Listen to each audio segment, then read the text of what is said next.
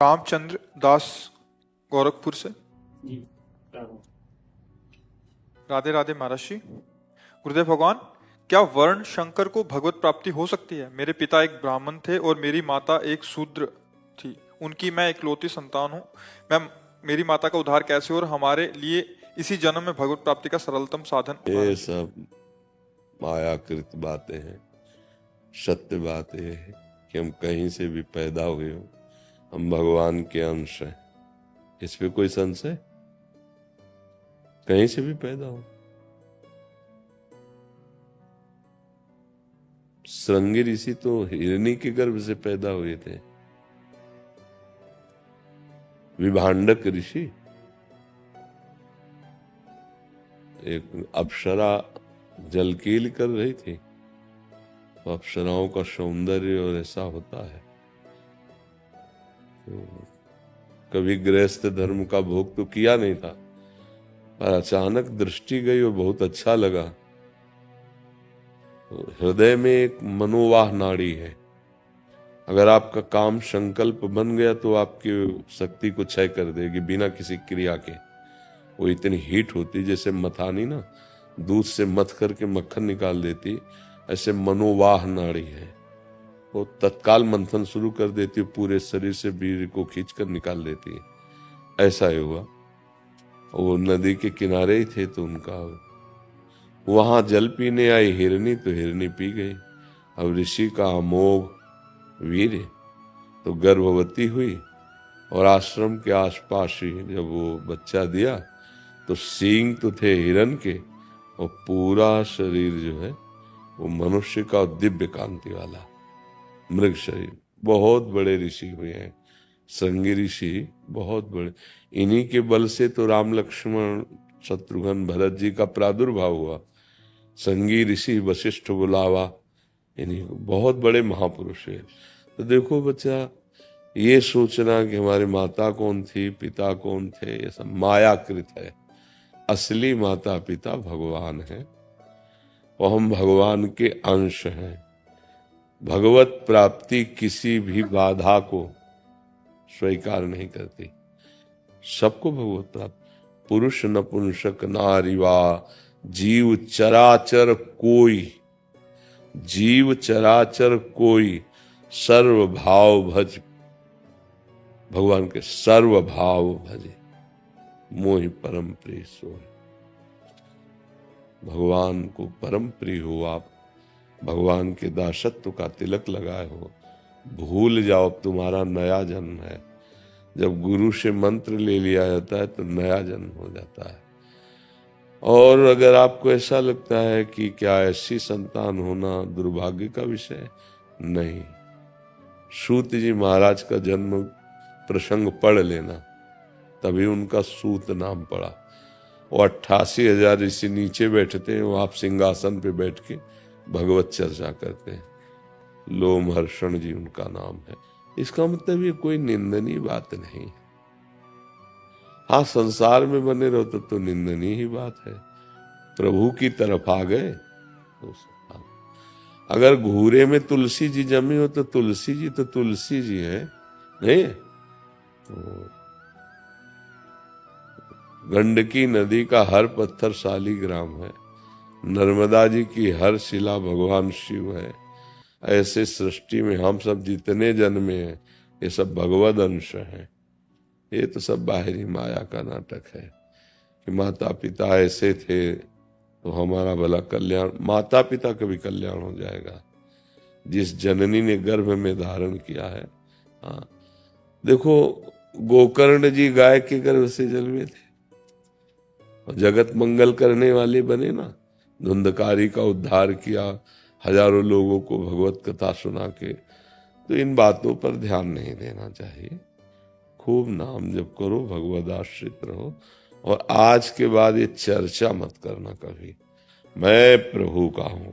बस तिलक लगा लिया तो हरि के दास हैं हम।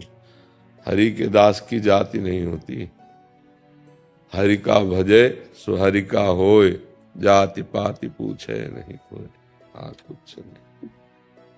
एक प्रसंग सुना होगा आपने, राजसूय यज्ञ जब भगवान ने कराई युधिष्ठिर की, तो उसमें था कि जब यज्ञ पूर्ण हो गई तो घंटा नाद होगा।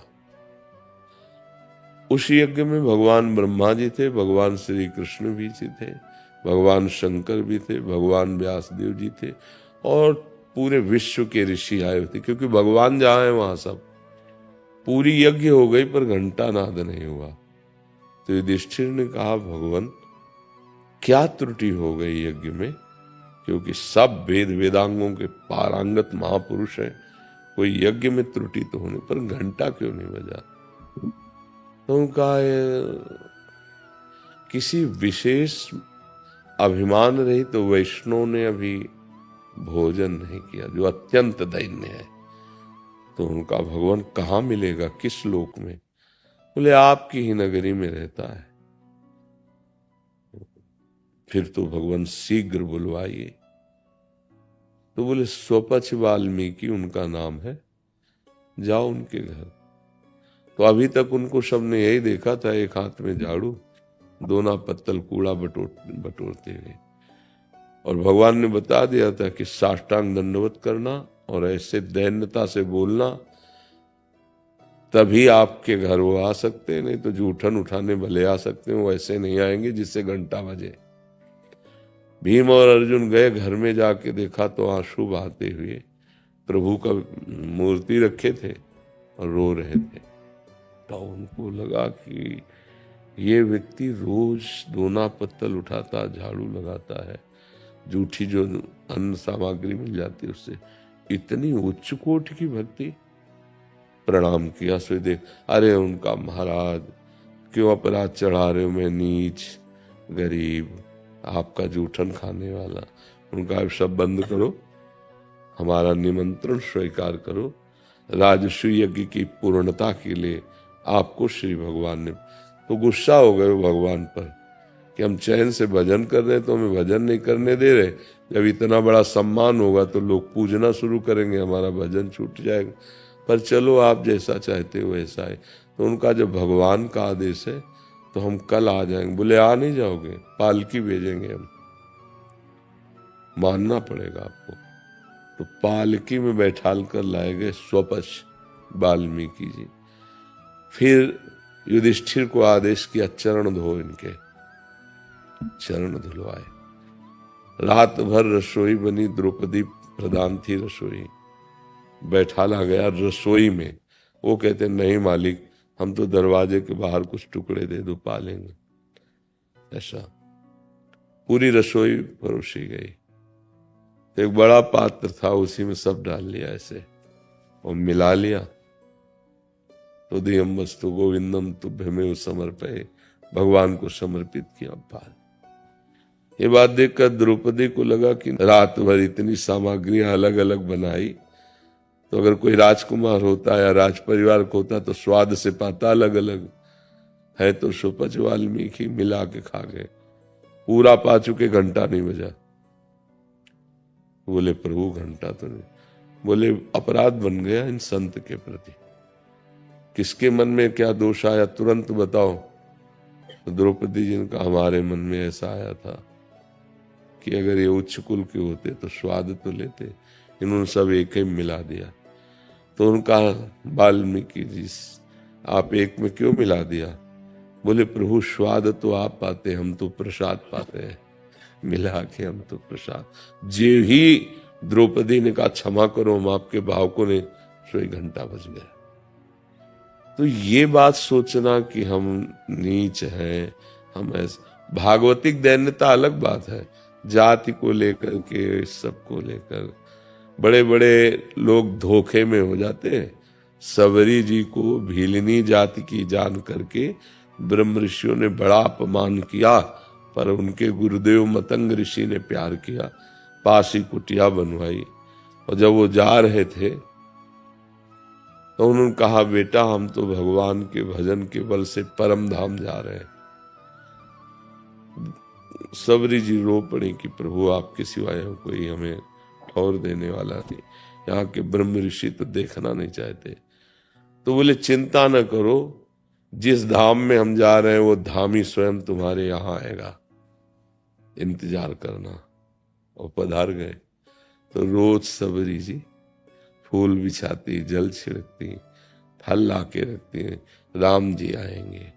1000 वर्ष व्यतीत हो गए, पर गुरु के वचनों पर अविश्वास नहीं हुआ। एक दिन देखा कि गौर श्याम मूर्ति भगवान पधार रहे। जो ऋषि थोड़ा दैन्य थे उनसे भगवान पूछ लेते थे माता सबरी का आश्रम कहाँ है, और जो बड़े तपाभिमानी थे देखा भी नहीं भगवान ने। और सबरी के यहाँ जा करके, हाँ आप विचार करो, बड़े बड़े ब्रह्म ऋषियों की कुटिया में नहीं गए, सबरी की कुटिया में गए। तो ये भाव नहीं रखना चाहिए कि हम स्त्री हैं, हम पुरुष हैं, हम क्या हैं क्या। ये भूल जाओ, असलियत में तुम भगवान के बच्चे हो, भगवान के अंश हो। तुम्हारे प्रकट होने का यही विधान रचा गया था। अब आप ऐसा भजन करो कि अब जन्म ही न हो, भगवान के दिव्य धाम में जाए।